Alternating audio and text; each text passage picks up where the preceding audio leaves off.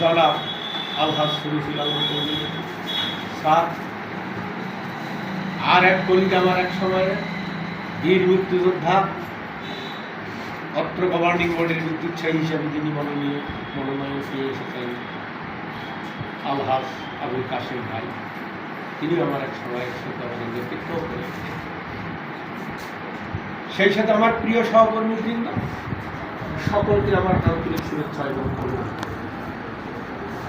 আরও অভিনন্দন জানাচ্ছি, শুভেচ্ছা জানাচ্ছি নবগঠিত শিক্ষক প্রতিনিধি হিসাবে আগাম কমিটির মনোনীত হওয়ায় আমার অন্তরের অন্তঃস্থল থেকে আপনাদের প্রতি আমার আন্তরিক শুভেচ্ছা অভিনন্দন।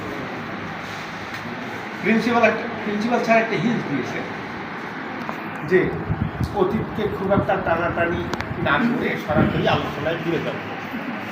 আমি ওই কথাটির সাথে একেবারেই একমত নই। এ কারণে অতীত থেকে শিক্ষা নিয়ে বর্তমানে চলতে হয়